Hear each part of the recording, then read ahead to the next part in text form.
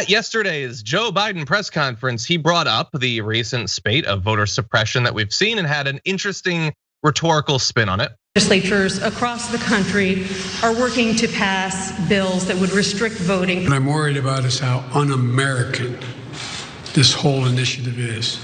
It's sick. We'll be able to stop this because it is the most pernicious thing. This makes Jim Crow look like Jim Eagle. I don't like someone, and it's a Jim albatross around our necks. And we can't be like Jim Ostrich and bury our Jim heads in the Jim sand. Am I still doing this right? Yes, okay, I get what he's saying, and he's right on the substance. It just, sometimes you try something, it doesn't work. We use dumb analogies all the time.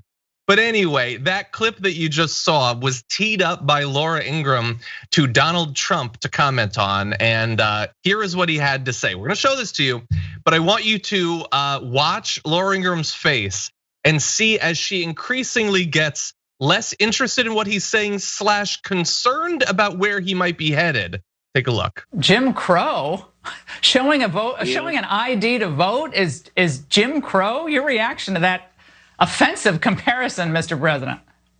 Well, Jim Crow is their most often used term over the last 3 weeks. I notice it's constantly being used, but they're trying to get something with no voter ID, no signature verification, send all the ballots you can. You'll never have another fair election in this country, just like if you look at the last election, it was disgraceful.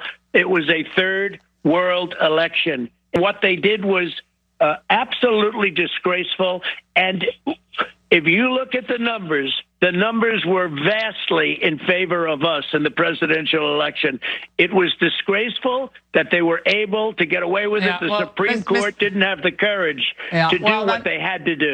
Speaking as a lawyer, we're not going to relitigate the past tonight, but speaking as a lawyer, I mean, I think going forward, I think any candidate running for office has to have an impeccable legal strategy in place.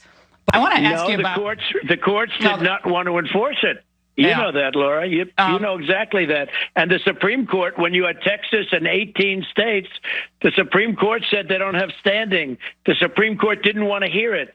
And a lot of Republicans on that Supreme Court didn't want to make a decision like they know they had to make. So they didn't have the courage to do what they had to do. Well, moving forward, I have to ask you about this embarrassing meeting between Biden officials and the Chinese delegation. So Brett, she's like halfway through, she's like, no, don't relitigate. No, come on, don't.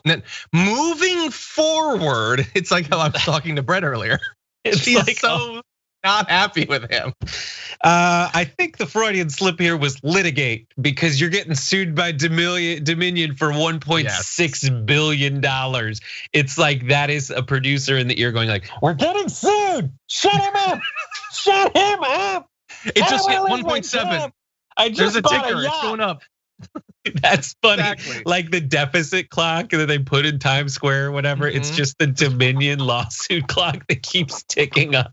It's like, it's the news of the morning that they're suing us. Shut up, Trump, shut up. We have to have you here because, and I could see it on her face.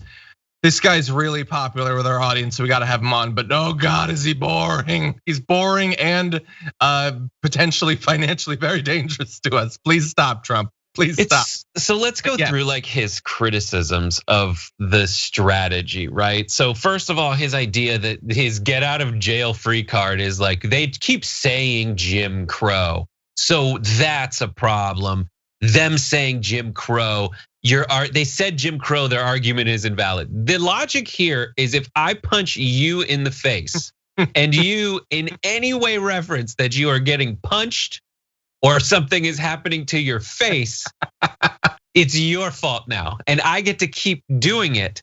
And it's actually, you're kind of a jerk for mentioning that I am punching you in the face. Like that is an insane argument.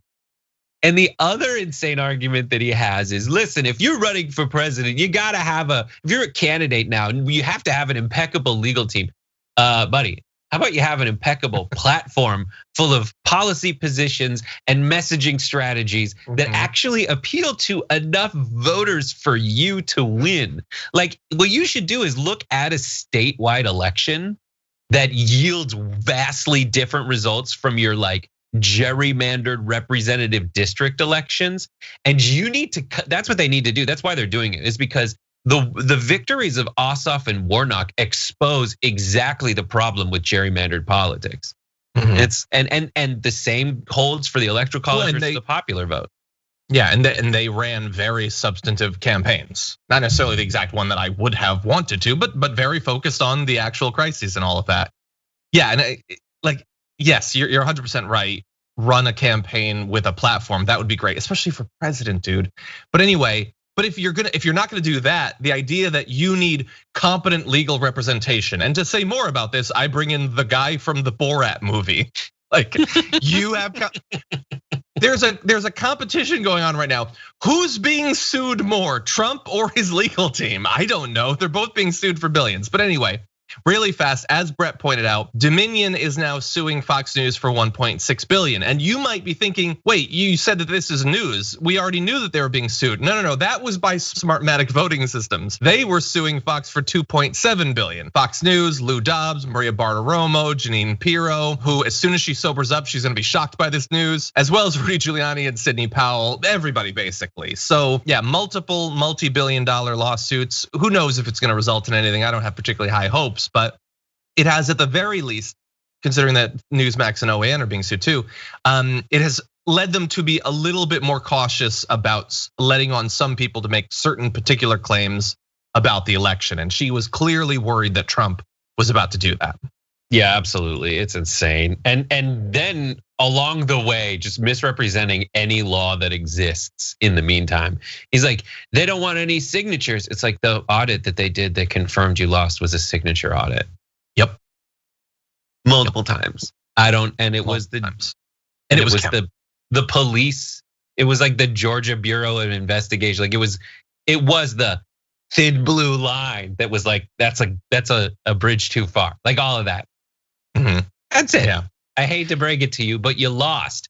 And it's so crazy that people can look at Trump going on shows like Laura Ingraham and saying stuff like this with not even his face, like not even getting the video feed. It's just some deranged lunatic in a bathrobe walking around a golden room, or maybe sitting on a golden toilet, like complaining about he lost. They can listen to that and visualize that and think of it as anything but pathetic.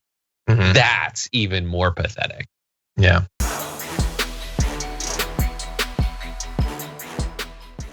Check out the Damage Report podcast each day, wherever you get your podcasts, whether Pocket Casts or Stitcher or iTunes. You can join me as I give you the news and stories you want, with a range of co-hosts and interview guests jumping in on the fun each day. Again, that's the Damage Report, wherever you get your podcasts. And if you get them at iTunes, don't forget to rate and review. Sometimes I'll read them live on the show.